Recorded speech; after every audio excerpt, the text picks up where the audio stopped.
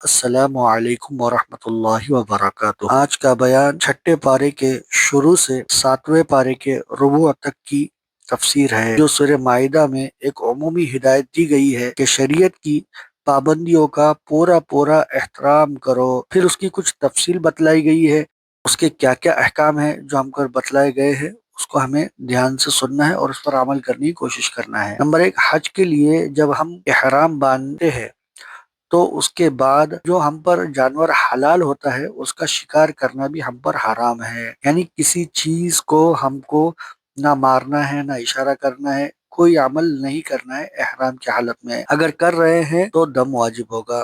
دوسرا یہ ہے کہ حلال جانوروں میں صرف ان جانوروں کا کھانا درست ہے کو اللہ پاک کے نام پر ذبح کیا گیا ہو، مردار جانور ناجائز ہے۔ اسی طرح خنزیر کا گوشت یعنی سور کا غیر اللہ کے نام کا ذبیحہ، گلا گھونٹ کر یا چوٹ کھا کر مرنے والا یا دوسرے جانوروں کا شکار کیا ہوا مردہ جانور بھی حرام ہے۔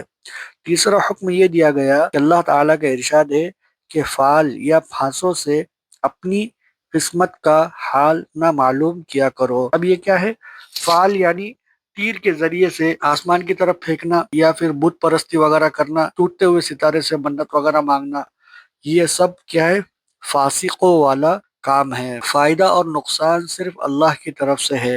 تم اپنے دین پر ایمان رکھو جس کو اب اللہ نے مکمل کر دیا ہے، اپنی نعمت تم پر پوری پوری کر دی ہے، لہذا شرعی پابندیوں کا احترام کرو اور حلال و حرام میں تمیز کرو۔ ارشاد ہوا تم پرہیزگار اور شکر گزار رہو۔ سورہ مائدہ میں مسلمانوں کے مذہبی، تمدن، معاشرتی اور سیاسی زندگی کے متعلق کچھ احکام نازل ہوئے ہیں۔ سفر حج کے آداب، معلومات، دینی شعائر کا احترام، حلال و حرام کی حدود، اہل کتاب سے نکاح و تعلقات، وضو اور غسل اور تیمم کے قاعدے، بغاوت، فساد اور چوری کی سزائیں، شراب اور جوئے کی ممانعت، قسم توڑنے کا کفارہ اور قانون شہادت کے متعلق تفصیلی احکامات نازل ہوئے ہیں۔ چوری کرنے والا مرد ہو یا عورت، اس کی سزا ہاتھ کاٹ دینا ہے۔ اللہ تعالیٰ کا ارشاد ہے یہود و نصارہ کو دوست نہ بناؤ۔ پھر ایک مرتبہ اللہ تبارک و تعالیٰ نے صاف طور پر بتلا دیا کیونکہ یہ آپس میں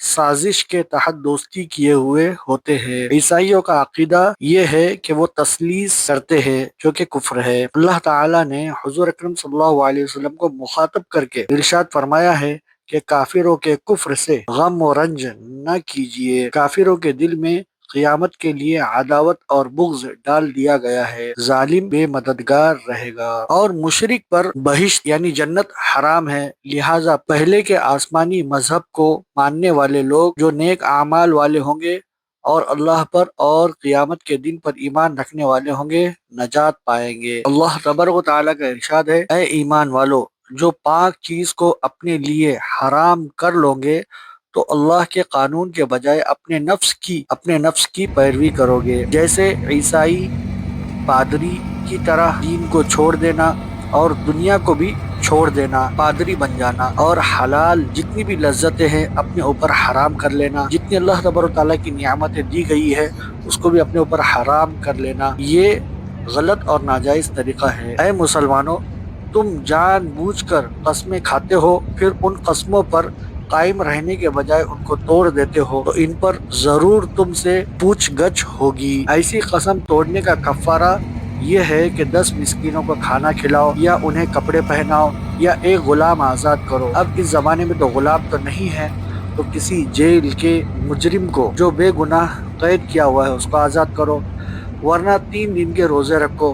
اے مسلمانوں، شراب، جوا اور آستانے، فال اور پھانسے، یہ سب گندے شیطانی کام ہیں۔ اب ان سب کا مطلب کیا ہے؟ شراب پینا حرام ہے، جوا کھیلنا حرام ہے، بت پرستی کرنا حرام ہے، فال اور پھانسے یعنی تیر کے ذریعے سے اپنا نشانہ لگانا اب حرام ہے۔ کل قیامت کے دن اللہ تعالیٰ اپنے پیغمبروں سے ان کی امت کے بارے میں سوال کریں گے تو وہ خود عرض کریں گے ہم وہی جانتے ہیں جس کا تو نے ہم کو حکم دیا تھا، باقی پوشیدہ حقیقتوں کو جاننے والا صرف تو ہے یعنی اللہ ہے۔ احرام کی حالت میں پھر ایک مرتبہ بتلایا گیا ہے کہ شکار نہ کرنا، اگر تم دانستہ یعنی غلطی سے ایسا کرو گے تو اس کا کفارہ دینا ہوگا جو جرم اور غلطی کے لحاظ سے مختلف ہوتا ہے، لہٰذا اہل علم یعنی جانکاروں سے، علماء سے، مفتیان کرام سے پوچھ کر کفارہ ادا کرنا ضروری ہے۔